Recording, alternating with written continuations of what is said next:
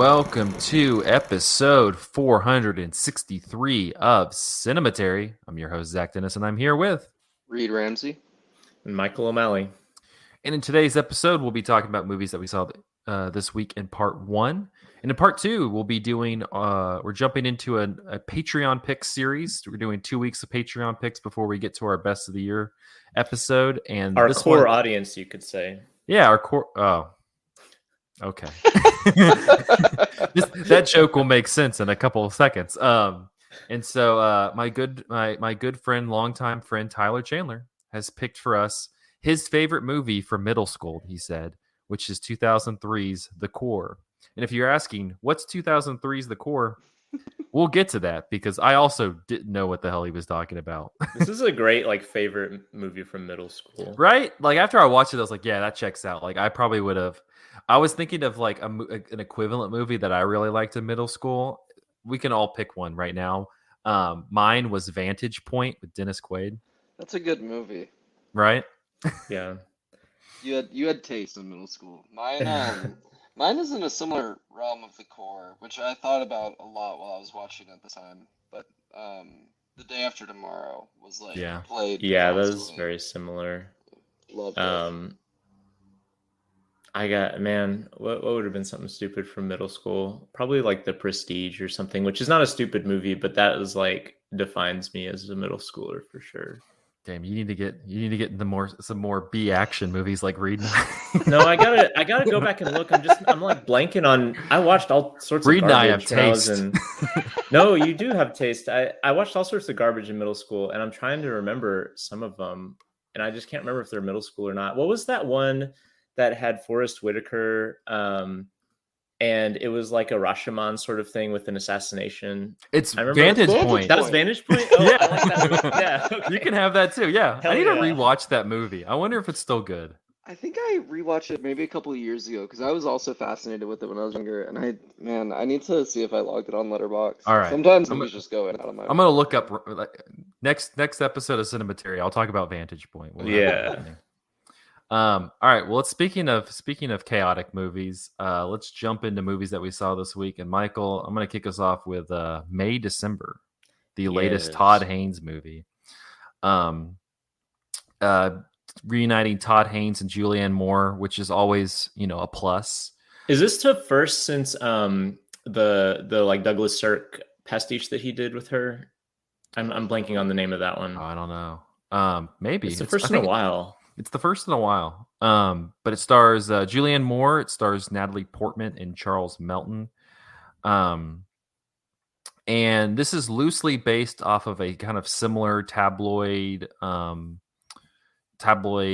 moment from like the late 90s, I think. But this movie, it takes place 20 years after this romance that occurred between Julianne Moore was like in her 30s. Her character was in her 30s.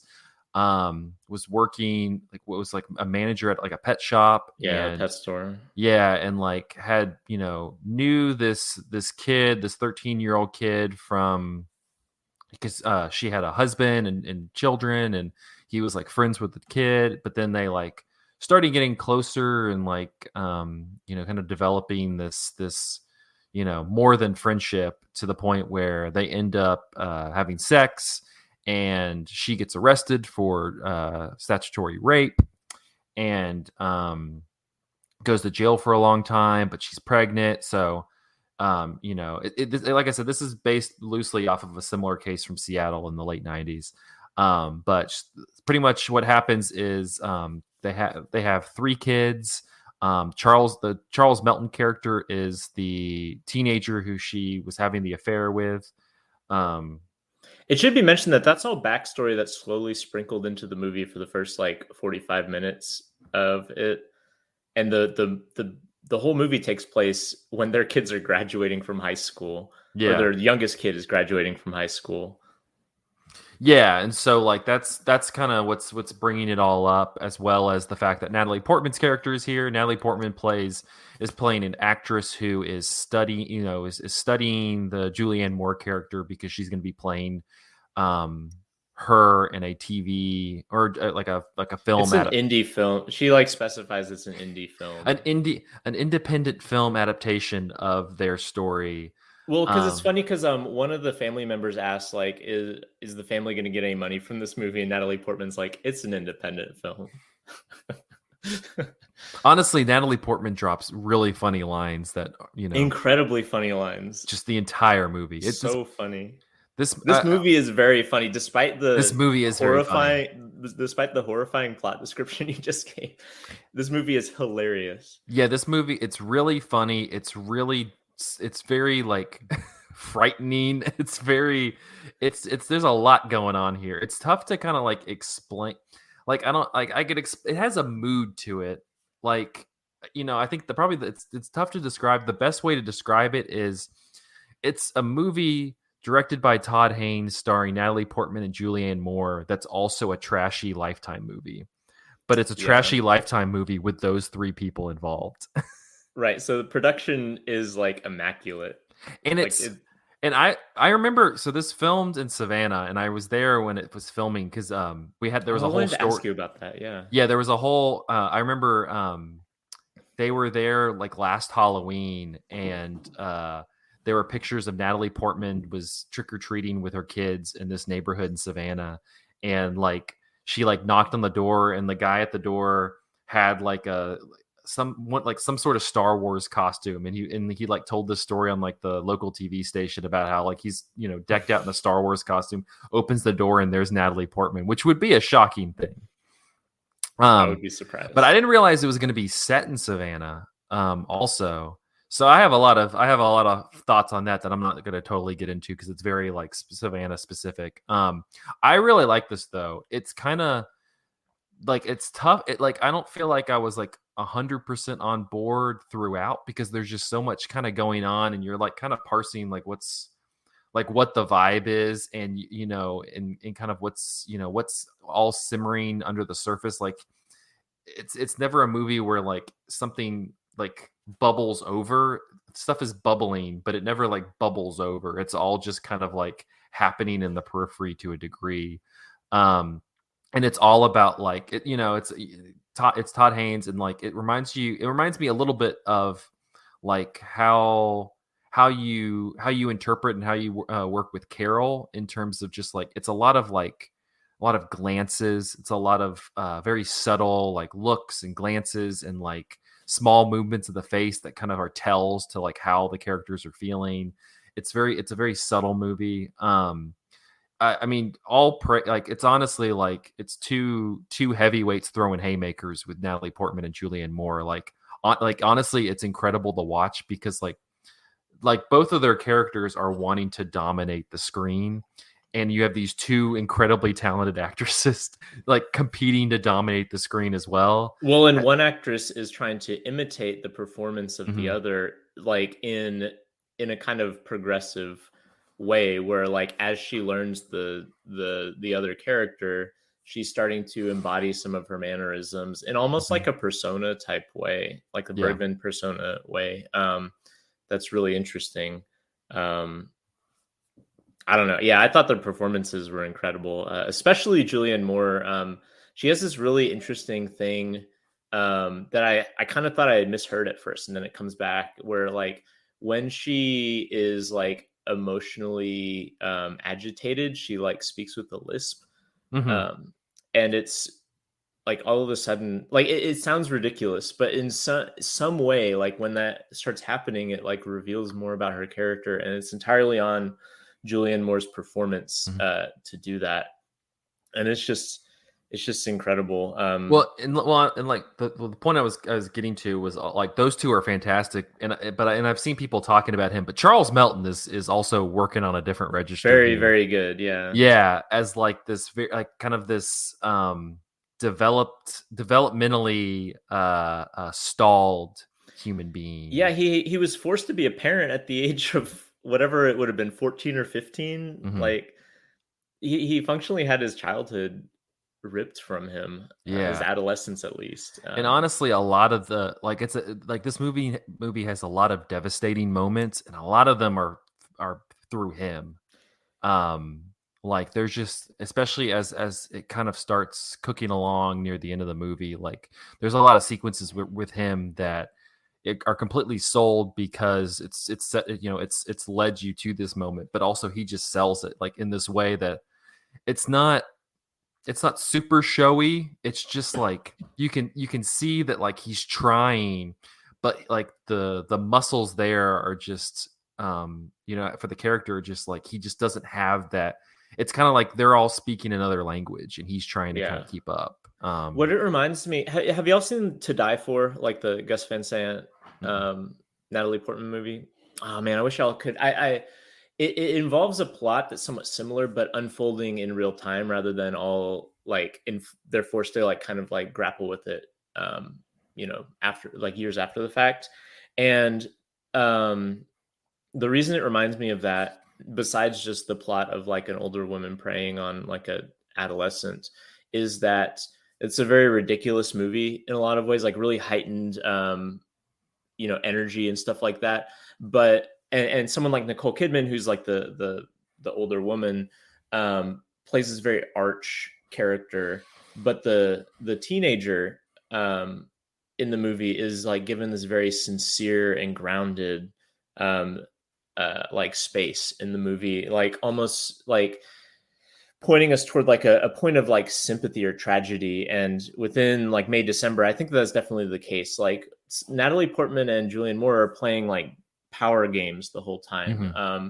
Whereas Charles Melton is this person who is like forced to grapple with stuff. Really, it seems like for the first time, forced to grapple with the enormity of like what has happened to him. Mm-hmm. And like you see this really tragic component to him that is like an open nerve, really, compared to the other two characters who are always playing with always trying to distance themselves from that, you know, either via acting or like by trying to pretend, you know, like Julianne Moore's got this little baking side business that is basically a facade. Yeah.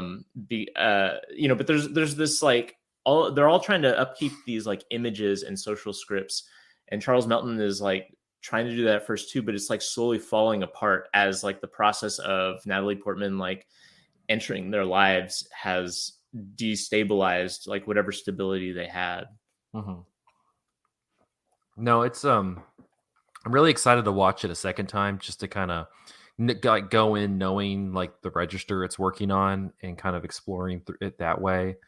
Um, but yeah, I think this is definitely going to be one of my favorites for the year just because it was just so like intoxicating to watch. And it's on Netflix, so I Yeah, would definitely check it out.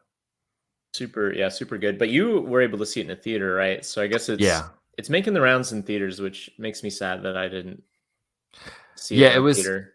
it was great to see it in a theater because you got like the whole crowd in the theater laughed at the line about the hot dogs at the That is beginning. the fun. That's the part is so funny. It happens Yeah. early in the movie too, so I feel like it's not a spoiler. There's like they're having a cookout, and Julianne Mhm. Moore like opens the refrigerator, and there's like this slow like zoom into her with like this.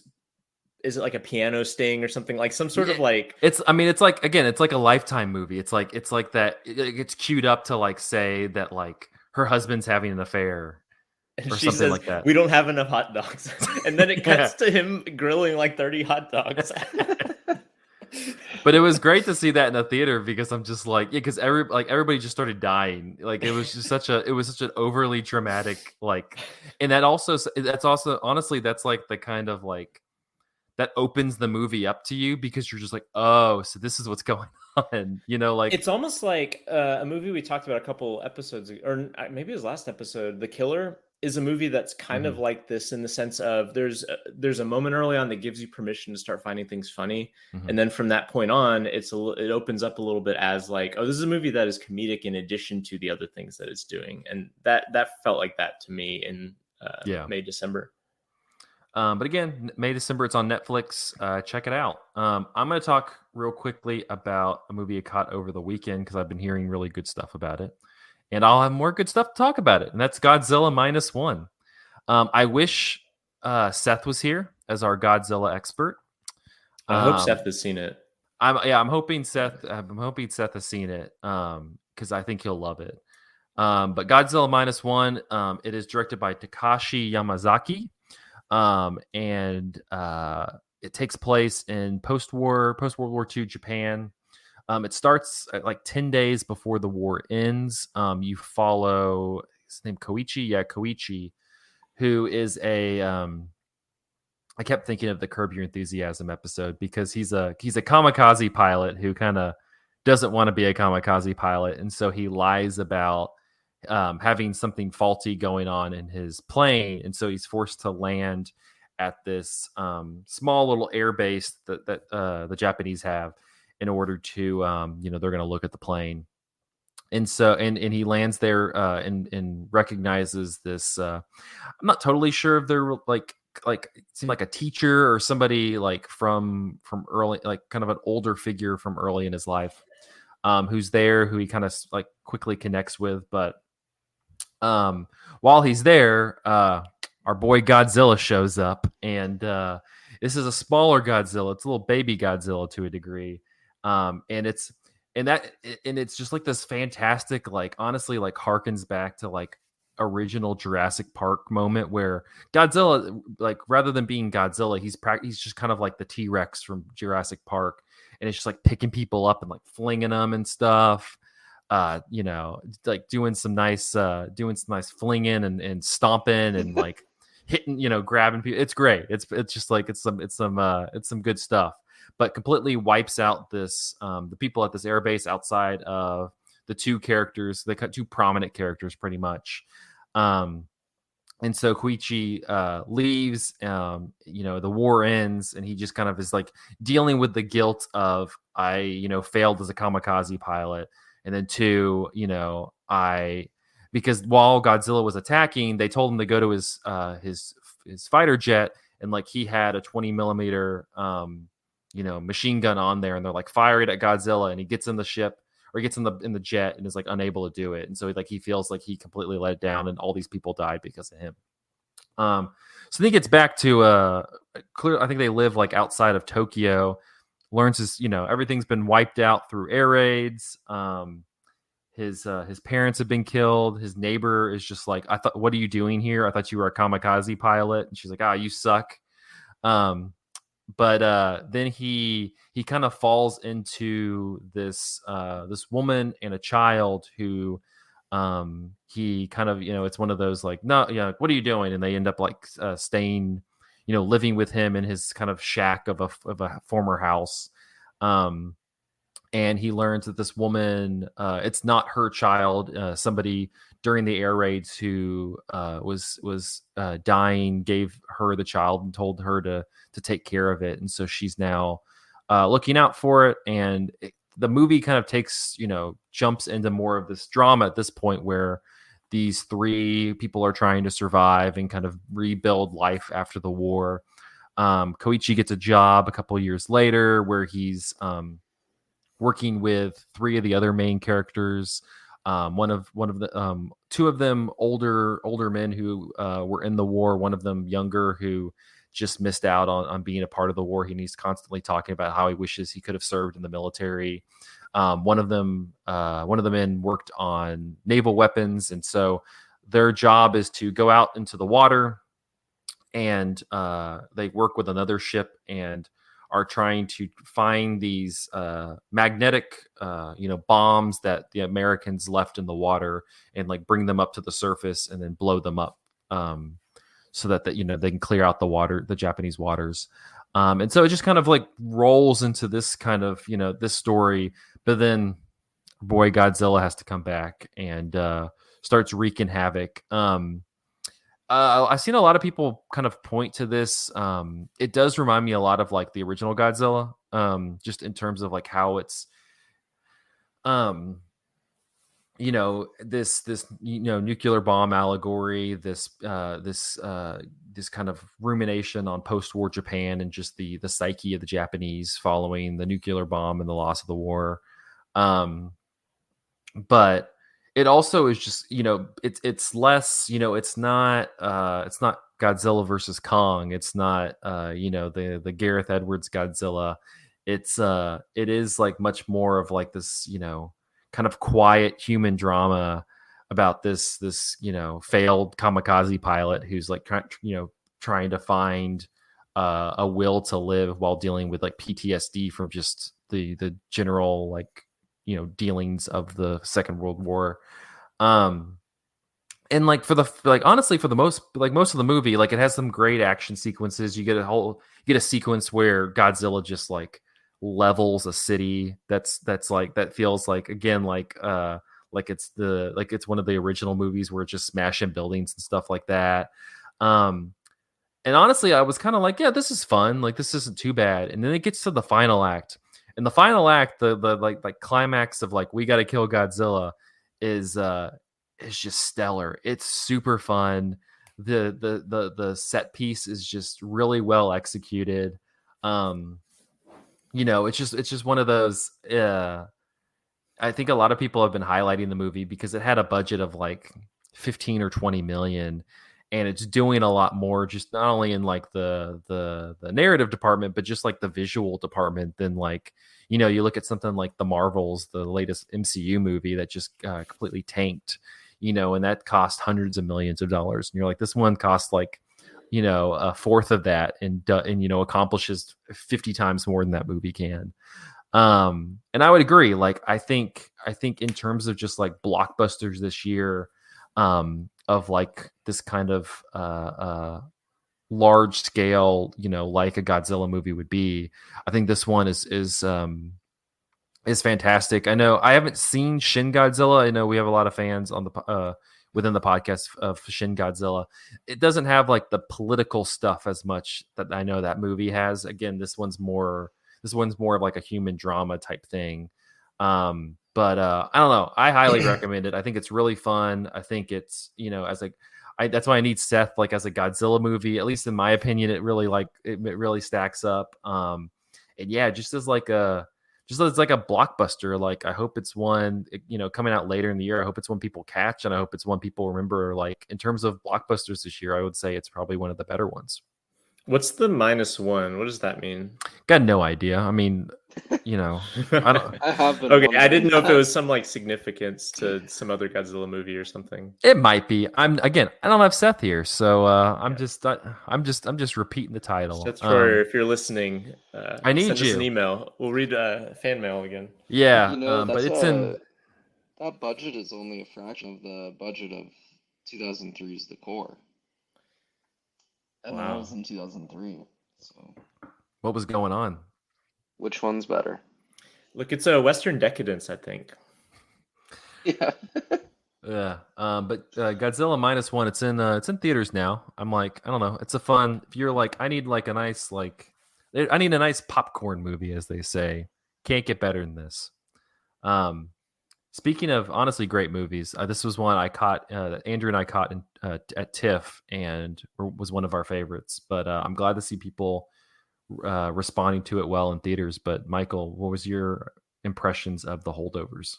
Yeah, I saw the Holdovers just a few hours ago, in fact. Although, Reid, you've also seen it, right? Yeah, I'm going I to can kick it talk over to about you it a because you've bit. not had a chance to talk about anything yet.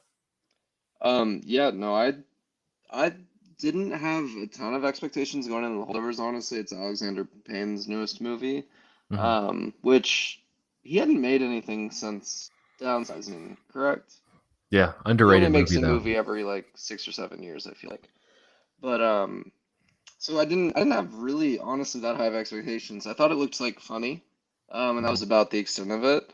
But I was honestly really blown away by it.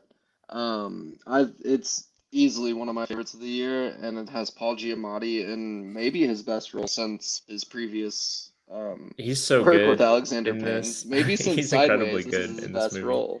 He's Yeah. so good, and I forget the younger actor's name. This Yeah, is his first movie. Are you No, kidding that's me? crazy. He's incredible. amazing. Yeah. Dominic Dominic Sessa. Sessa? Yeah, he plays Angus. But basically, it's the story of a group of kids that are at a very wealthy boarding school that, for whatever reason, at Christmas break can't go home and spend the holidays with their parents. And basically, it sounds like they draw straws for a teacher to stay, and be kind of the chaperone for that period of time. But Paul Giamatti, because the headmaster has a vendetta against him, basically gets stuck with the job. And then eventually it ends up just being the Angus and I forget the characters' names, and like Professor Hunnam's. It's Through a only him, hilarious and twist, honestly. I Like, I know. don't know if I want to spoil how it's just the two of them, but it's Me so either. hilarious. Well, it's the three of them. That's also there's Oh yeah, the There's the cafeteria cook, woman. Mhm. yeah, Mary, Yeah, who's yeah. really good Which she too. was really she's great. also very good. Davine Joy Randolph. Hmm. Yeah, but I I think I hadn't had an experience in a minute watching like just a quiet movie at the theater and experiencing like one that is like understated but is still technically incredible. Like it's using a style that's really it's set in the like 70s, I believe, or maybe 80s. 1970. Okay, It's 1970. 1970 because they're Vietnam is in the background. Because Right. the cook Mary, the cook, her son who was a student at the school graduated last like the year prior and then couldn't afford to go to college, and so he was drafted to go to Vietnam and was killed. Like that's one of the kind of threads in the movie. Right. And it becomes pretty clear that he was probably one of the only students in the entire school that had a situation like that because of Right. financial like situations the rest of the students were in, which is like its own undercurrent is like the wealth that these kids are like just saddled with for better or for worse. But I thought the style of the movie was really amazing. Like however they shot it on film, I'm certain, but like the way they shot it was honestly just stunning to see big, and then to have such perfect performances Yeah. from the three at the center, I thought was incredible. But like it was the first time I've like cried watching just like a movie in theaters in a bit, and I just it was so good. Andrew, and I know Andrew. I wish he was on the episode. He has a list of his favorite insults that Paul Giamatti slings at Oh not my just gosh. the students, but just anybody. I bet There's Andrew some really really good liked ones it. in there. It's There's it's like it's penis cancer, no troglodyte. no, it's your penis cancer in human form. Oh, that's right. uh, he's a it bears mentioning he's a teacher of ancient civilization, and it seems like specifically like Roman and Greek civilization. So a lot of Yeah. his insults have to do with like he calls the students Visigoths, I think, at one point. Honestly, like I God. don't know. I know Michael, you just saw it, but honestly, like a really good teacher movie in a long time. I Oh, know it's 100%. not Yeah. not necessarily that he's like the best teacher, but just like a good like. Honestly, it's probably like refreshing. Like you're just like, man, I wish I could just toss insults like this at kids sometimes. Yeah, it is like there's a lot of the movie. I remember watching the trailer for this, and the trailer banks heavily on this movie feeling like kind of kind of cliched, um, like adult dramedy, and like not Dead Poet Society style, but like from that era, Mhm. like the trailer is very much like stylized to be like this is a movie that you might have seen in the 80s or 90s sort of Yeah. thing. Yeah. And there's a lot of ways that you can describe this movie that will make it sound like a movie that would have been full of like all these cliches from the those sorts of like kind of feel good like mid-budget movies. Like you could say that this is a movie about like, oh, this like teacher and students who are at odds at the beginning eventually find common ground, and through it they both learn something about themselves, and like like there's all sorts of movies like that, right? And Mhm. they're all generally not a very good depiction of what it's like to be a teacher, but somehow this movie like evokes those archetypes while also feeling like having some sort of credibility about it, in a way that I thought was really impressive. Because I was kind of like you, Reed, where I wasn't expecting a lot out of this movie. I was expecting it to be like good vibes, but not something that was like really moving. And I thought really nuanced and well considered. Even though it is like it is definitely like a crowd pleaser. Like I watched Yep. it with the matinee crowd today. So it was kind of like sparsely attended, but everyone in the theater was like eating it up. And like walking out of the theater is like one of those things where like the old lady who was sitting in front of me like went up to the usher and was saying, "This was such a good movie," that sort of thing. Because it does hit a lot of those beats that you might expect to see in a, you know, kind of conventional like adult dramedy, but it's done in a way that is gives dignity to them, I think, in a way that you don't often see. And also to like the teenage experiences. Like a lot of the teenagers in this are shitheads, Terrible, including yeah. Angus. Visigoths. But yeah, Visigoths, for sure.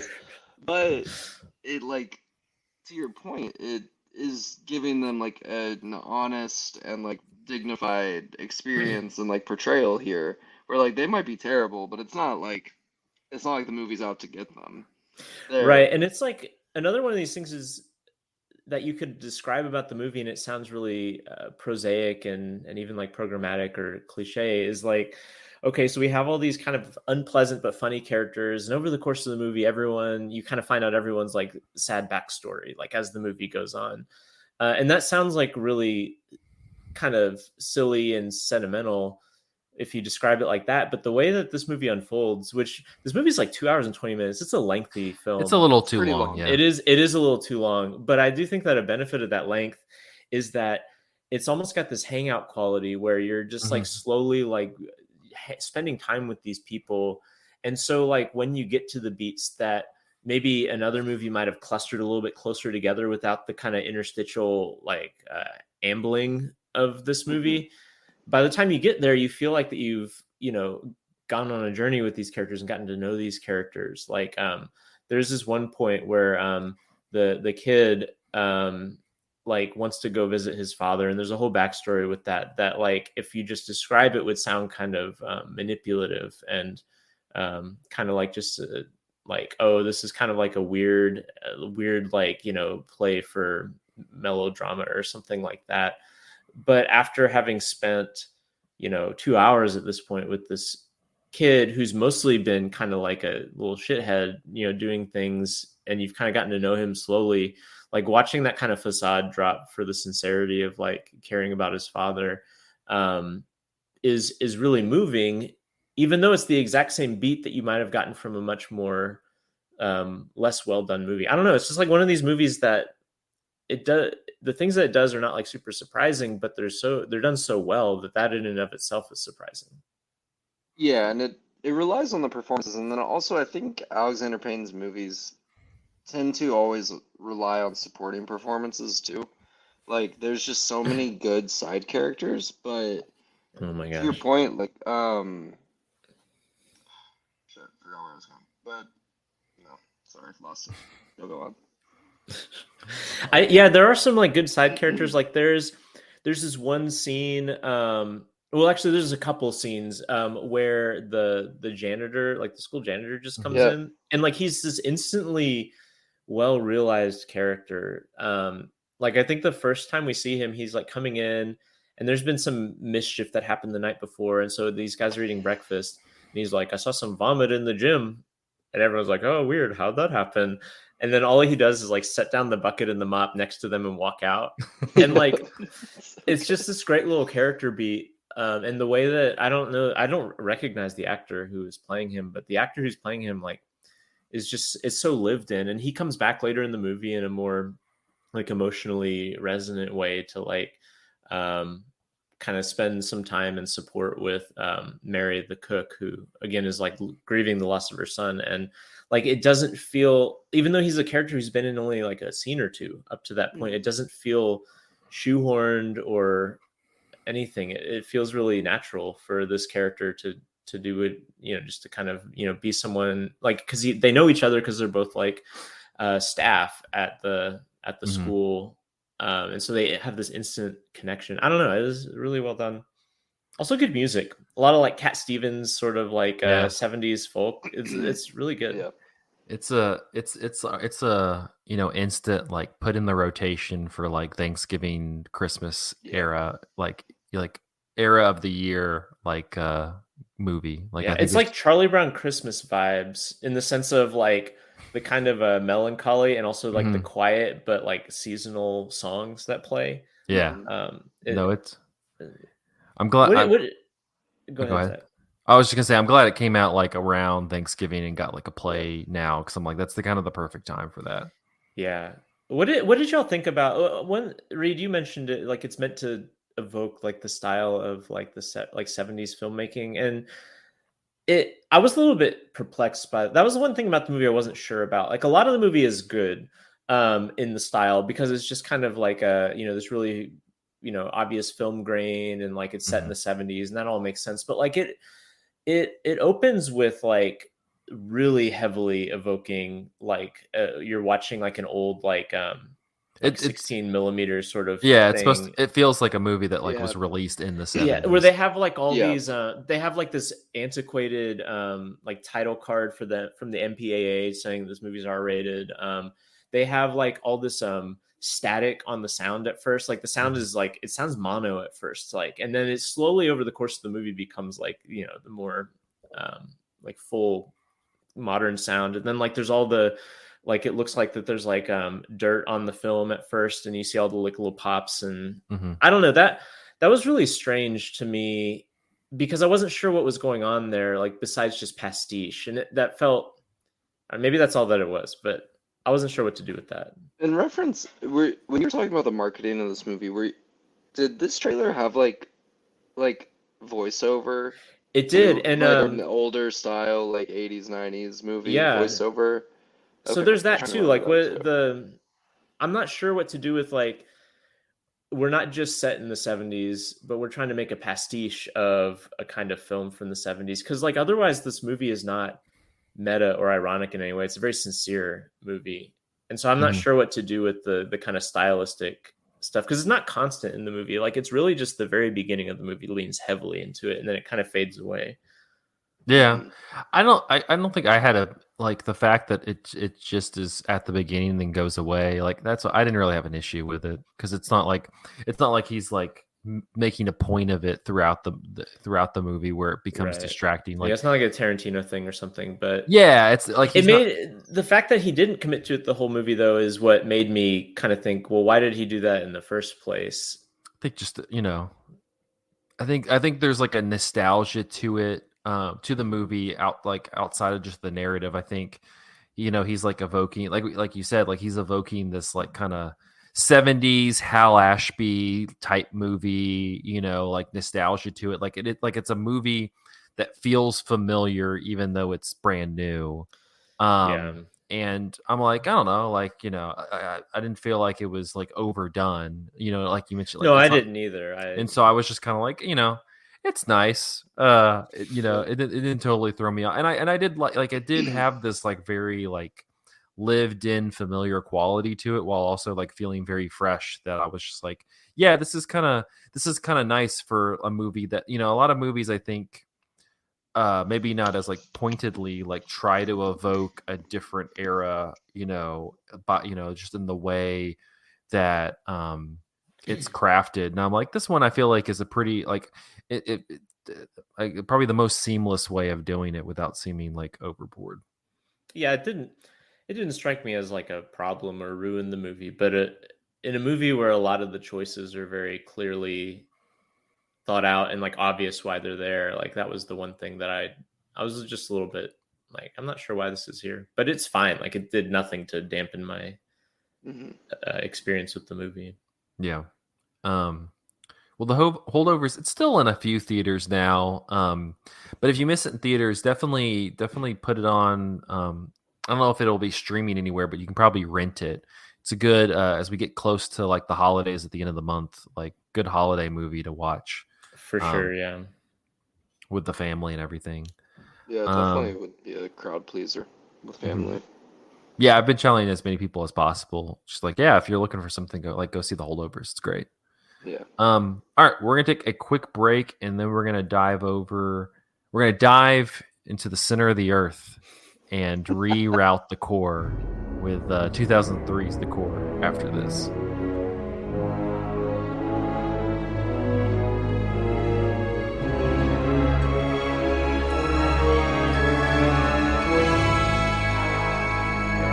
All right, and we're back with part 2 of episode 463 of Cinematary. In this part, we're going to be kicking off our 2-episode Patreon pick series with 2003's The Core, directed by John Amell, from a script by Cooper Lane and John Rogers. The film stars Aaron Eckhart, Hilary Swank, Stanley Tucci, Delroy Lindo, Bruce Greenwood, and Alfred Woodard. Really a real who's who of like background actors in other bigger movies.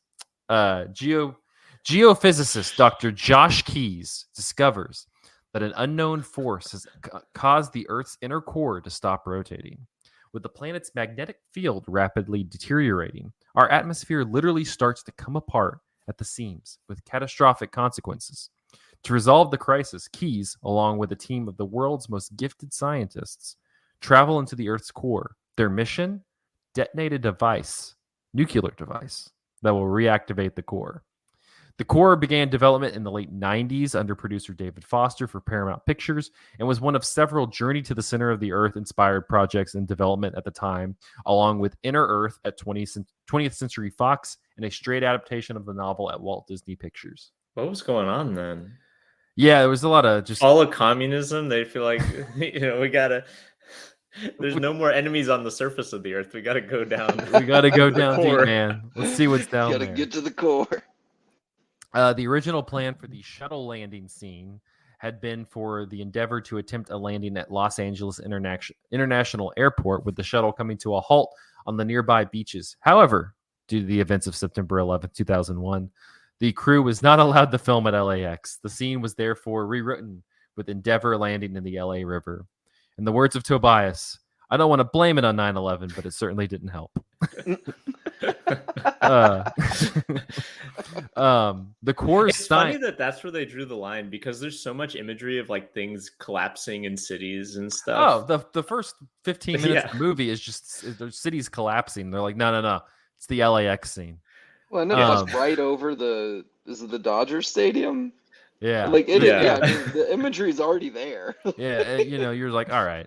The core science is so bad that it inspired the creation of the Science and Entertainment Exchange, a National Academy of Sciences program that connects entertainment industry workers with scientists and engineers to better promote science in movies and television. The core regularly shows up on lists of movies with the worst science, and even took the #1 spot in a poll of hundreds of scientists conducted by physics professor Sidney Perkowitz, one of the exchange's first collaborators. But perhaps I find that hard to believe. I feel like they've not seen enough movies if they think that this is the least scientifically accurate movie. There's a series idea for us, worst science movies. That's a good idea. But perhaps the most surprising and concerning part is that the film's creators apparently thought that they got the science right. California Institute of Technology planetary scientist David J. Stevenson was brought in to look over the script, but not until the movie had almost been completed. As he later told Salon, quote, "The scientific content I thought was poor, and I said that to other journalists and people. Then I got a call from the director who was in Hollywood and was upset at me because I had said these things. That's the point at which I realized that he thought it was scientifically accurate." Meanwhile, Salon reports the film vexed Sidney Perkowitz so badly that it inspired him to put together this collection of guidelines that studios and filmmakers could use to improve the scientific accuracy of future movies. So what this is saying is the core science is so bad that scientists came together to make better science in movies following it. Oh my god! It does make it the origin story for Neil deGrasse Tyson. That's so real. It makes it worse for the movie that they thought it was sound. That is true. That is pretty damning. Like, that maybe alone warrants it a #1 spot. The New York Times in 2003 said the brazen silliness of the core is becalming and inauthentic, like taking a bath in non-dairy coffee creamer. The Earth's core's inability to turn is mirrored in the cast's inability to give the picture any spin. What an unbelievably specific analogy. It was Elvis Mitchell. It makes sense. Variety in 2003 said, in the saving the world from imminent destruction genre, the core takes its place as the anti-Armageddon. The daring rescue team must travel into the Earth instead of away from it. And more notably, the picture projects a sardonically irreverent rather than pretentiously self-inflated view of its own importance. And in 2003, Roger Ebert said, to watch Keyes and the generals contemplate that burnt peach is to witness a scene that cries out from its very vitals to be cut from the movie and made into ukulele picks. Such goofiness amuses me. I have such an unreasonable affection for this movie, indeed, that it is only by slapping myself alongside the head and drinking black coffee that I can restrain myself from recommending it. Honestly, top tier Ebert review right there. Yeah, that's a good one. It does capture the movie for sure. Okay. So Reed's our expert on the core because this is actually his Yeah. second viewing of it. Yeah. So I joked that. Sorry, go ahead. No, go ahead. You're I the was just expert. gonna say, I joked that of all the movies I haven't seen, all like the highly rated, acclaimed like movies you should watch before you die, I have seen The Core twice now. I mean, on Cinematary, as I told you before we started recording, you could look through like the BFI list, the Sight and Sound list of like these are the most important movies ever created. We got an episode on The Core and on Shrek 3 and 4. So like maybe the most important movies ever created. Exactly. Shrek 3 and 4. Michael, what did you think of The Core? I had a good time with it. It's I fun. wish it weren't like it's pretty long. It felt pretty long by the end. Like the good times had worn thin by the end. But like for a good chunk of this, I was basically like Ebert, like having a good time with the silliness. It is very silly. It's got to be the first 30 minutes of the movie or whatever. It's just random bad things happening that don't seem related. Can we talk about the very first sequence of the movie when the guy is talking about going in the pitch room to make $30 million? Gotta make 30 million. Oh my gosh, and then just drops dead. And like 30 other people drop dead with him. It's a great scene. I really like that. And they have the glass table and he falls and it like has the camera under the glass. Like it's amazing. And then it pans out to the street, and you get that long shot of all the disasters happening in this like 1 block radius of people dying, dropping dead. I'm curious, like, and then there's like all these birds fly into glass, and then the space shuttle crashes, and I don't know what would it do if the Earth's core stopped rotating. Like, I'm not a scientist, but neither were the filmmakers. So no, but this seems like, in terms of cinematic quality, like a top-notch depiction of what would happen, because it's so silly and entertaining. Like there's no I mean, I say there's no presumption of being serious about this, but if they thought it was real science, maybe they were trying to be serious, and that's kind of a little bit it's a bummer. That is a bummer. It puts a damper on it. But like for watching this movie, I was like, they don't care. They just want a scene in which like 1,000 birds fly into a window. I honestly could have lived with more of that. If you could have cut 20 minutes out of this movie and it was like an hour of just bad shit happening on Earth, and then at the end they go, "Hey, we got to go to the core, the center of the Earth," and in the next hour was just like core stuff. I would have been like, "Yeah, this is awesome." Yeah, once they start going into the core, which I think is like over an hour into the movie, but once they start going into it, it slows way down, and I think the movie loses a lot of steam there. But even then, you've got some really fun stuff. Like they're like going through a molten rock, and then all of a sudden they come into this like bubble of magma that's all like solid crystal or something, and they have to like cut themselves out of crystal. Like that stuff's good. That's good stuff. The like bombs going off and at the end, that's also good stuff. But it's some like top tier VFX work from the early 2000s. Like, oh yeah, like it straight up looks like this is what if you were making Star Wars Episode 3 and as a PlayStation 2 game, the magma core of the Earth would be what it looks like. Yeah, I can see that. I don't understand though, because it's like 2003 is kind of late in like some of these disaster movies coming out. Like maybe War of the Worlds is a good marker as like the end of the disaster movie time, but like a lot of them look really good, and then this one, it is just like you're saying, like PS2 level. They have probably had a pretty big budget, and I think they spent it all on like Stanley Tucci. It was a budget of $85 million, which is not like huge, but it's also not small for that time. Stanley Tucci's amazing though. He's great. I like Stanley Tucci a lot. He's like narrating a book that he plans on publishing after, because he's gotten a book deal for his trip, and so he's like, I wish I had written down some of his monologues into his recorder because they're incredible.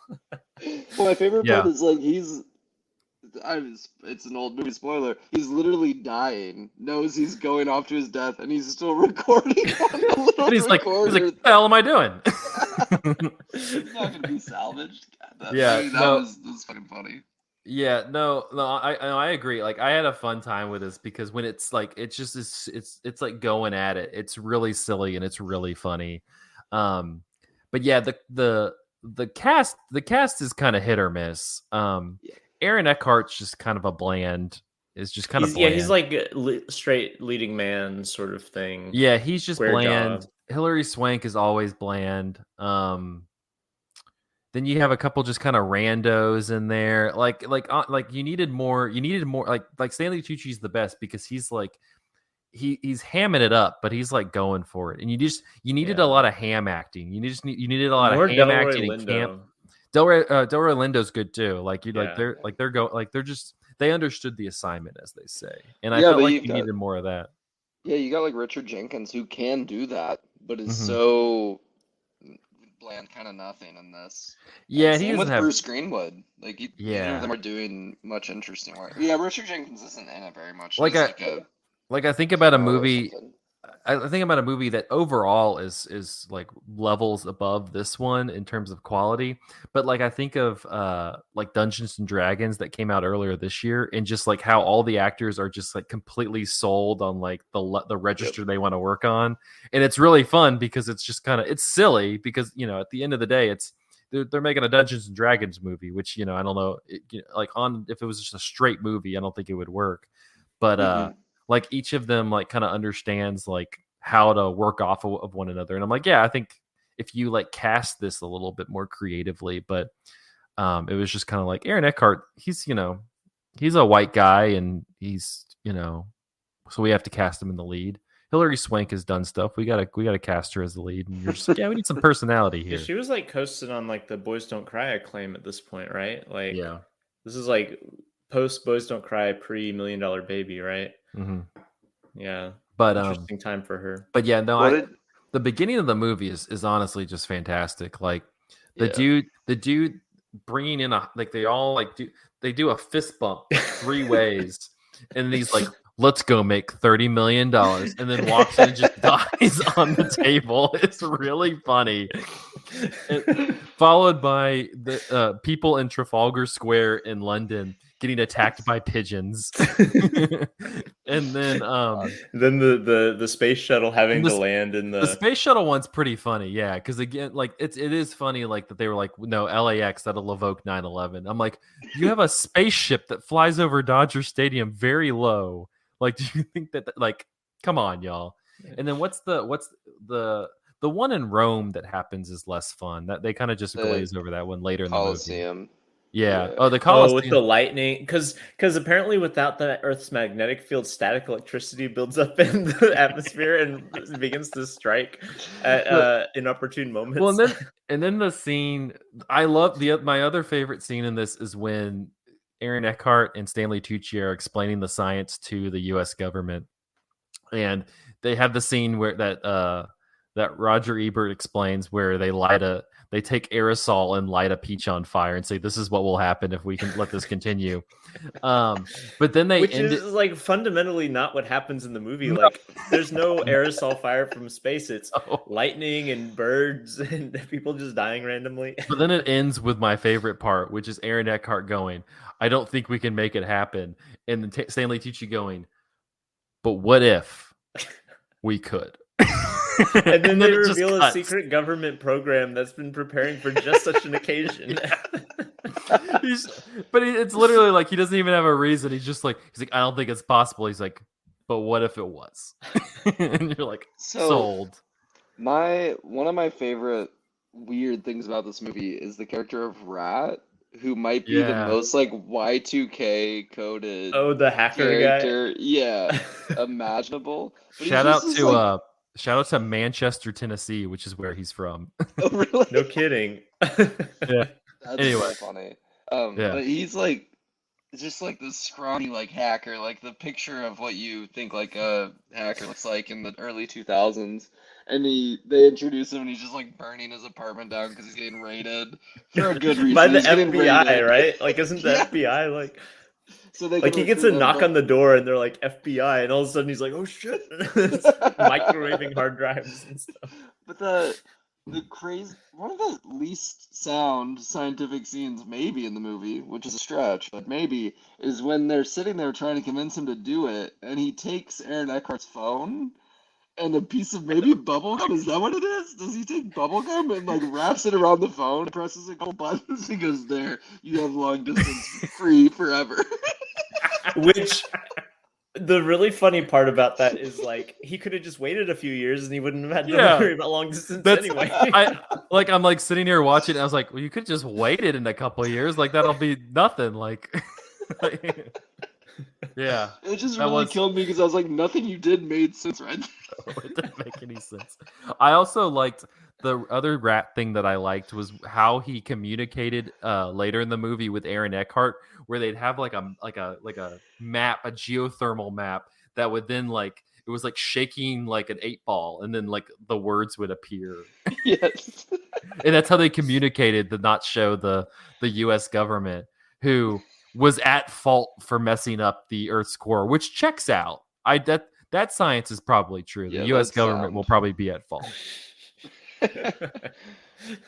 What did y'all think? I feel like to speak to like this movie kind of losing juice, which I think it maybe does pretty quickly. Um, in the end, it has like several endings. It feels like. But what did y'all think about like the whales?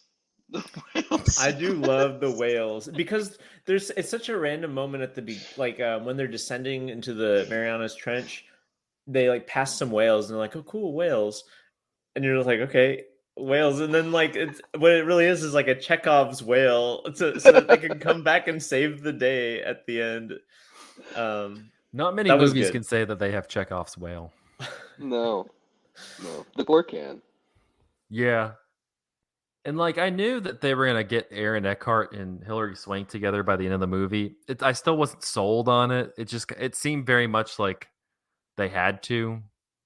You know what though? It was No really funny. chemistry. No. I watched this movie really close to watching uh oh my gosh, the Michelle Yeoh James Bond movie. Tomorrow Never Dies? Yeah, Tomorrow Never Dies. And that movie ends on basically the exact same beat, which They is should've. the like central couple about to be Yeah. rescued, and they're like, maybe they can wait a little while, and they start kissing. Like it was really uncanny to see that like beat for beat recreated in this movie of all things. Yeah. Man, this movie could have used Michelle Yeoh.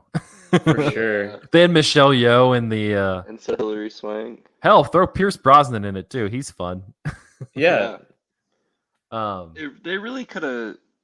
Man, if only they had known they were making a comedy, they could have gone for it a little more. I think that there's such a thin line you have to tread though, because like we had like, you know, we've been in a kind of like post irony sort of world in which like people just do intentionally make bad movies just for That's true. yucks, Yeah. and those are almost all insufferable. You Right. have to have like some level of like naivety about like making a bad movie, but you also have to be just like foolhardy enough to like plunge in with like guns blazing like in the project. And I think that like there's a certain point at this movie where it becomes like them kind of rotely going through disaster movie like expected beats, you know, where you kind of have to have a sequence of disaster, like things going wrong with the mission, so that one by one like all the cast members can be starting to like have crises or be killed off or whatever. And like that feels very like not interesting, and like almost like the movie is just like, all right, we gotta do this thing, and it feels like doesn't have the energy of the early parts of the movie. And there needs to be like there needed to have been like a script doctor or somebody who was really convinced of their genius but who was actually really bad, like touching it up and making the movie just to crank more like needed Max Landis. 100% Max Landis could have been the deciding, like especially for those That's a good like shout. late movie kind of melodrama, like, you know, we're all dying sort of scenes. Like a Max Landis touch would have been great. I will say too, and this honestly, is a compliment because it speaks to what like those early disaster moments were evoking for me. But as a Shyamalan fan, I'm very like happy that he never got a look at the script. That like he didn't take a real shot at it because it He seems probably like saw the something he core would and have decided done. to start writing The Happening. Honestly, like some of it feels very similar. Like I don't know, the bird sequence seems like something you could lift out of one of his movies. Same with the $30 million line and that guy face planting into a glass table. I mean, that There's shit is also very Shyamalan. He would have cast himself as that guy also. He would. There's the Which line is so near good. the end when they've detonated the nukes and they're like, the Earth is healing itself, and that is definitely like a Happening Yeah. line. Yeah, the bespoke version of this movie. Yeah. Yeah. Honestly, though, I would 100% watch a remake of The Core by M. Night Shyamalan. That would be fantastic. Maybe he should. Starring Will Smith. Will Smith, yeah. No, like I just wish like because when this movie like it is really fun. I saw when I was doing the research on the scientists hating this movie. I also saw that that a lot of other scientists like find it because it's like people. I saw an NPR story and a couple other stories from this year because it's 20 years talking like kind of like doing like a let's 20 years revisit of the the core. core. Yeah, and they were talking to this one scientist and they were just like, yeah, we kind of like view this as like a cult classic. Like it's just kind of it's a so bad it's good kind of situation. And I'm like, I could kind of see it. Like it is like it's entertaining and it like I said at the beginning, like or I think Reid and I were talking off mic, like it's not like offensive or like it's not offensive. It's not like there's nothing wrong. There's nothing like wholly wrong with it.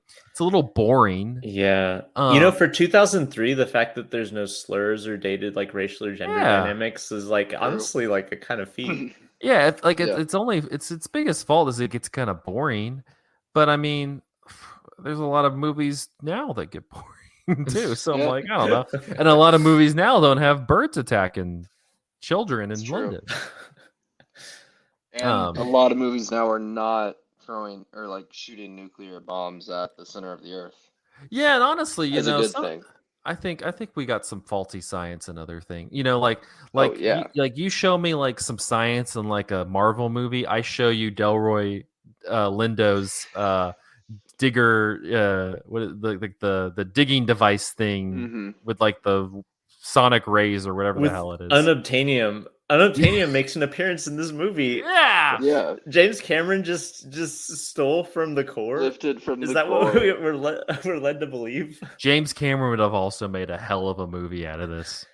James Cameron would have made this a masterpiece. It would have been scientifically like closer, at least. I don't want to we say would have correct. also spent way more time in the ocean part of the movie. That's true. Oh yeah, no, man, that would have been great. I don't know.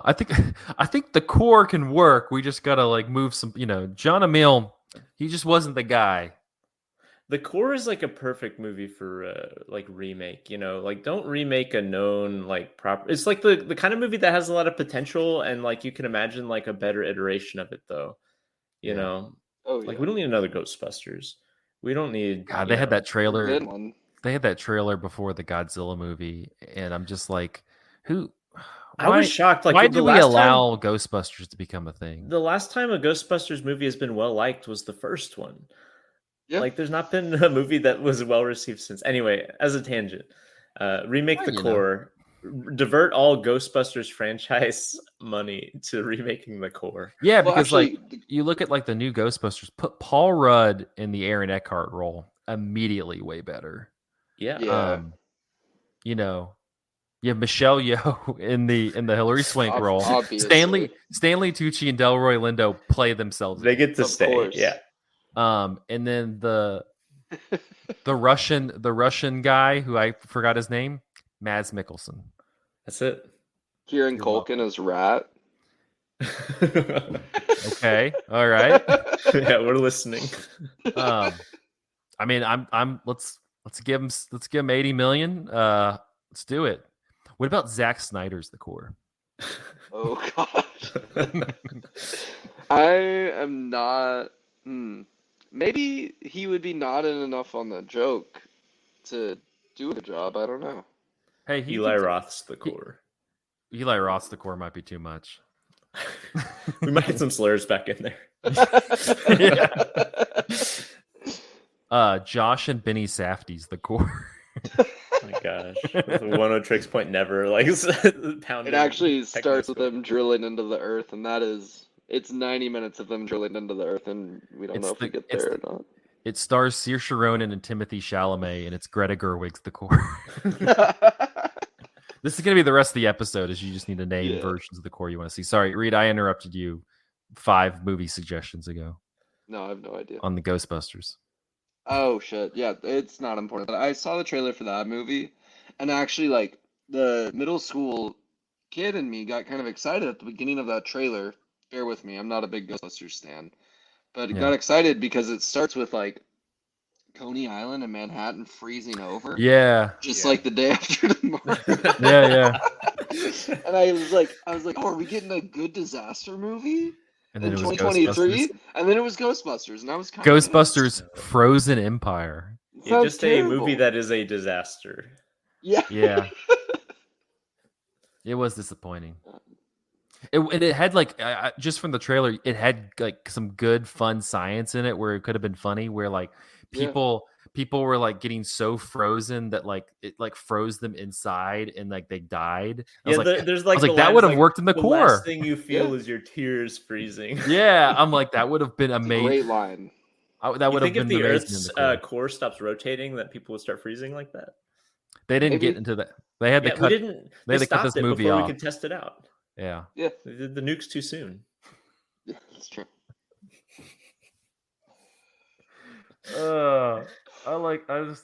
And then they had the nukes, but then they were like, we don't have enough nukes, and then they were like, just kidding, we have enough.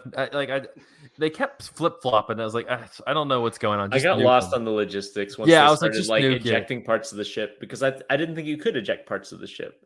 Right. Yeah, they mentioned that at one point. It's only damaged parts of the ship, but then they're just ejecting like all of them. I also thought it wasn't funny, but it was also funny when Aaron Eckhart's friend was dying and he's watching him on screen. He's yelling at Hilary Swank who won't push the button to save him. And then he's like frozen. Yeah, and he's just like, what the hell? Also, another great rap moment at the end of a big part of this movie is that they're never going to know they're heroes because the internet is being scrubbed of these horrible tragedies happening around the world. So no one can connect them because there's just not enough reporting on the pigeon attack and people dropping dead and everything. The liberal media is holding that back the story.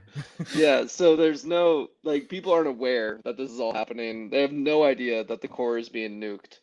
And at the end, Rat just goes to a cyber cafe and just uploads the files from it to like show that they're all heroes. He first signs into the Rat Network.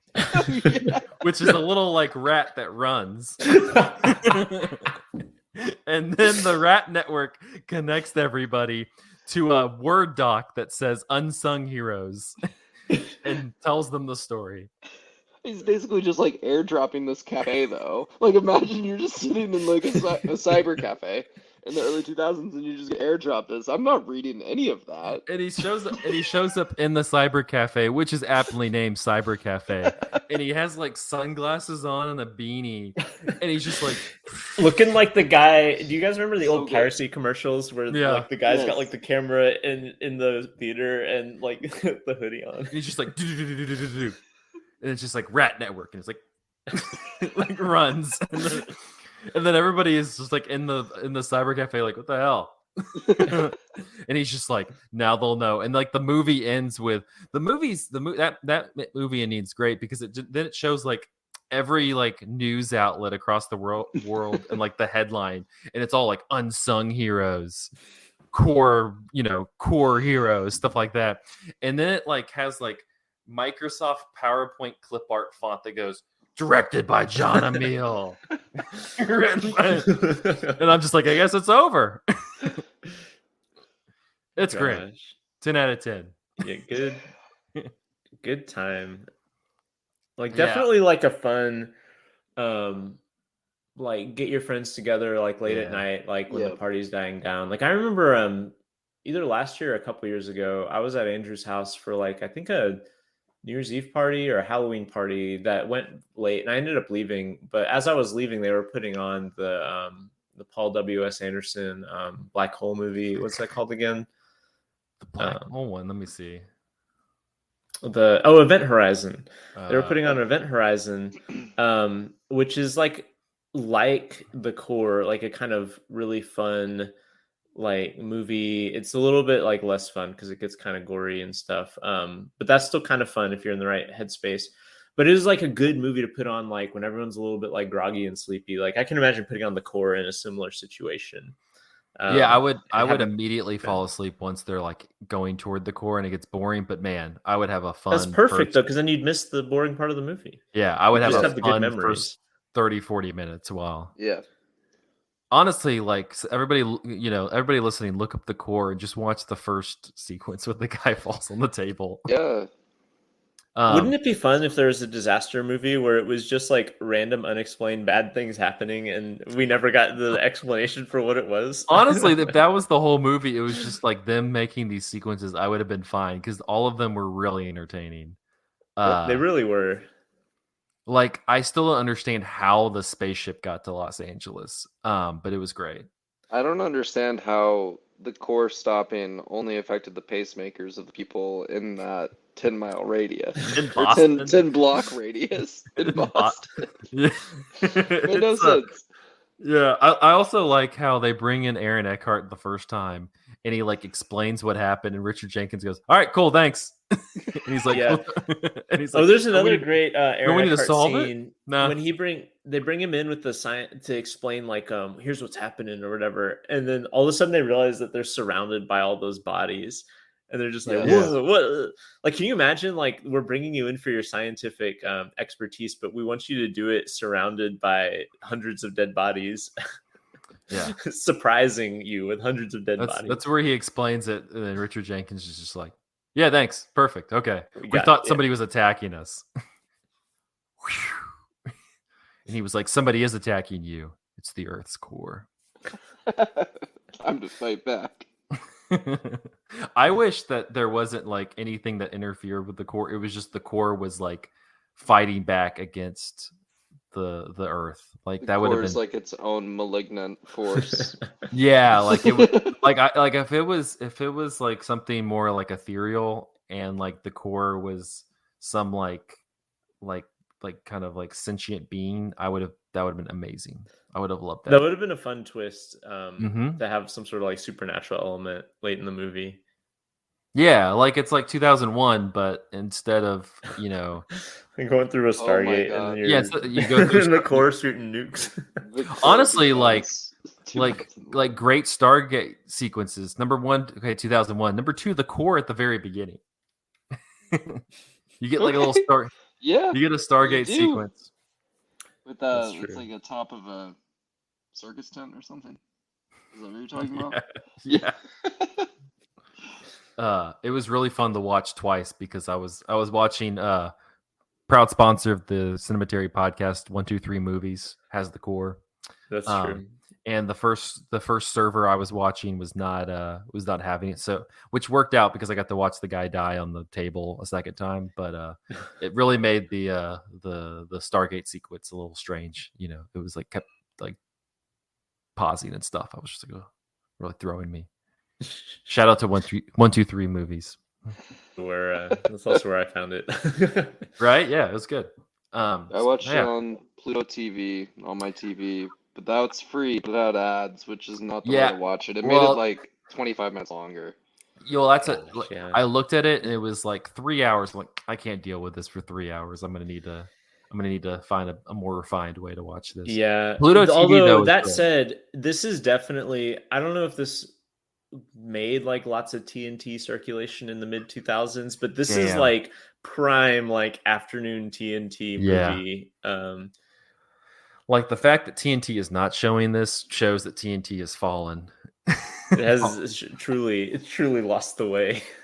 Like We I don't figured. really get movies like this anymore, right? Like for better or for worse. Like you're saying they're either like too self-aware or they're like superhero movies, basically. Yeah, they're all like Or- franchise. Like if you're gonna make a movie, well, I think we do, but they're just There's vanishingly there, rare. Like there was like Moonfall, which is kind of like well, and they this sort like of vein. and they well, Yeah. I think just like even outside of like disaster movies, like you have like random silly action movies, but they're just so like dispersed, like Netflix will drop it and it'll disappear, or Yeah. like there's stuff on Amazon Prime that I didn't even know existed. Um, but yeah. Yeah, there's just not a healthy ecosystem for this sort of thing. Like, I mean, that whole disappearing on streaming thing is so such a scourge because the alternative to that was what we grew up with, which was that random ass movies get played on repeat Mhm. by like cable channels or whatever and have like some sort of cultural memory. And like there's a lot of bad things about that era of media Oh yeah, distribution. it's why But people make like us watch the Goonies. yeah, and but like there is something to be said for like just by sheer like necessity of having to fill time blocks, certain movies just stay around in memory. And it just feels like the exact opposite now, where like so much media just feels lost, either actually lost because like they dropped it from their streaming service, or just functionally lost because it's like, what was the name of that movie again? I don't remember. We watched it a year and a half ago and it had this Hmm. person, maybe, I don't know. Yeah, it's it's just well, it's also kind of like the conversation we've had a bunch of times is there you have so much media being tossed at you like just like media consumption overload, not just like movies and television and stuff like that, but also like TikTok and Hmm. Instagram and like just moving pictures just consuming your head that like yeah like your attention's so segmented and broken apart. A lot of my Much. students really don't watch movies, and it's not like that they're not engaging with media, but Mhm. their media is like YouTube or TikTok or things like that. And Yeah. I am really interested in like what that's going to mean long term for films, because I don't think that movies are going to stop being made, but like, what will that mean to how? I don't know. A student was joking with me the other day because I like was showing some video of a speech. He's like, Mr. O'Malley, I can't listen to or I can't pay attention to this because you got to have someone doing Minecraft footage underneath it. Dude, I want to talk for so much. Like, not right now. We don't have that much more time. I could talk for so long about the whole like having footage playing while something else is playing. There's so much stuff on TikTok I found where like it's like a podcast clip or it's somebody talking about something, and then it's like the super long like ramps in Grand Theft Auto 5 and like the cars Yeah, driving on the ramp. It's and honestly like I've sat there and watched them. It's in talk. I don't know what it is, but like yeah, it's fascinating. I'm put the Are they core side by at the top side? of the screen and then the yeah. GTA Well, and Now you're talking. now I've started with the ones they have like this car simulator thing, and it's like they have these they'll like have hammers and they'll just smash the cars, and it's I don't know. There's something there. I don't have a full thought on it really, but like it's been fascinating getting deep into TikTok and like finding these things where it's like a comedian like on a podcast talking about something, but they're like in the top block above, and then the below block is like a GTA ramp or something like that. And I'm just like, what why am I watching this? But there I'm is something to be said for that though, because like when like so let's say in the core to bring this back around, like when you get to the parts that are slow, you get restless.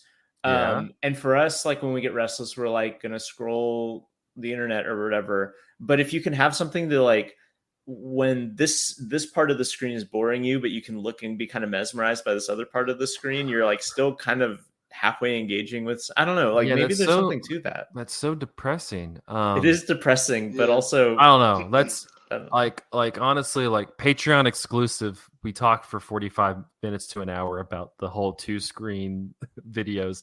It's something. Like I can't be here. I can't stand here before you today and be like, no, I don't. I'm like, no, I get completely sucked into those, but it baffles me why I'm getting sucked into them.